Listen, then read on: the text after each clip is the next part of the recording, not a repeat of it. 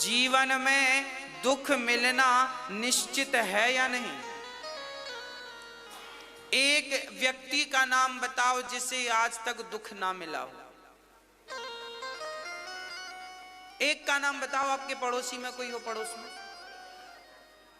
आपके पड़ोसी तो आपसे ज्यादा परेशान है,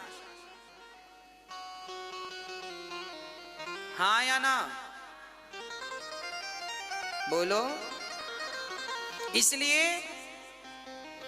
संसार का नियम है, जो आया है उसे दुख का सामना करना पड़ेगा। तो आप सभी से मेरी प्रार्थना है, जीवन में जब दुख आए तो अपने आप को ऐसा प्रेजेंट कीजिएगा कि आप दुखी नहीं हैं, आप हैप्पी रहिएगा, खुश रहिएगा। पता है कि दुख आना है तो रोने से फायदा क्या? कमर कसो ना, मजबूत बनो ना, हर हाल के लिए तैयार रहो।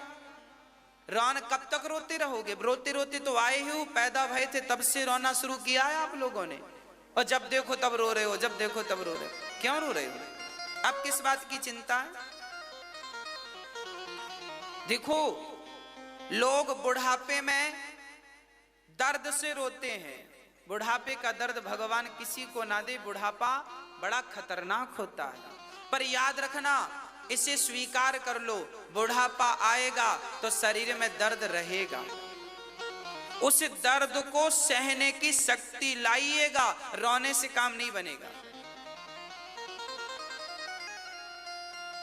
इस धरती पर ऐसा कोई नहीं हुआ जिसे संसार में आकर दुखों का सामना ना करना पड़ा हो। अरे दुख कई प्रकार के होते हैं, केवल शरीर का दुख नहीं होता।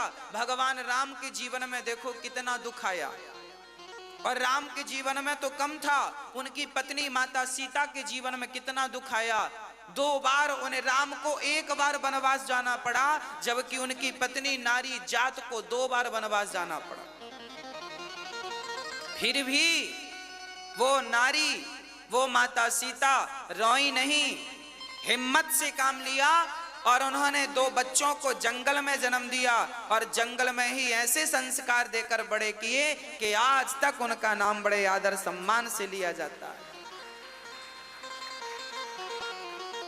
जरूरी नहीं है कि बच्चों के सिर पे पिता का साया हो, पिता का हाथ हो। अरे माँ ही अपने बेटे को लव कुश बना सकती है, माँ ही बेटे को संस्कारी बना सकती है। इसलिए बच्चों को संस्कार देना है, और हर परिस्थिति से लड़ने के लिए, डटकर सामना करने के लिए तैयार रहना है। हिम्मत हारना नहीं है। जीवन की आखिरी सांस तक आप में से किसी को, हम में से किसी को हिम्मत नहीं हारनी। भगवान आपका साथ देंगे, हिम्मत मत हारिएगा, घबराइएगा मत, परेशान ना होइएगा, भगवान आपके साथ हैं। हाँ, हमारे भगवान भी जरा परीक्षा लेते रहते हैं। कठिन दौर आता रहता है, पर आता है और चला जाता है। कैसे आता है और चला जाता है?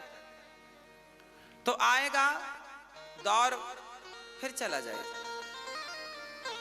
इसलिए आप मजबूत रहिएगा। भाई एक बात बताओ, तूफान सदा आते हैं क्या? आंधियां सदा चलती हैं क्या? ओला सदा गिरता है क्या? बोलो भाई साहब। मैया जी ऊपर नहीं, अभी यहां नहीं ओले गिर रहे हैं, मैया ऊपर देखने लगी।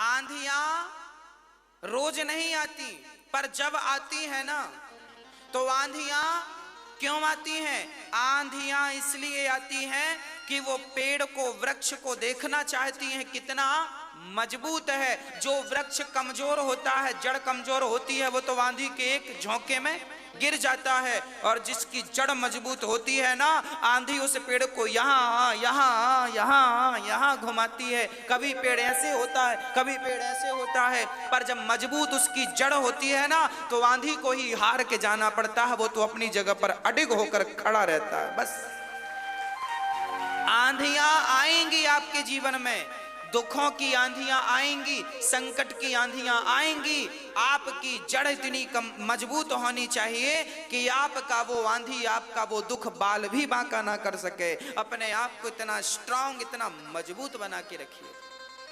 और आप मजबूत कब बनेंगे? जब आपके भीतर संस्कार होंगे, भगवान के प्रति अडिग विश्वास होगा। कौन सा विश्वास? मंत्र जाप मम दृढ़ विश्वास।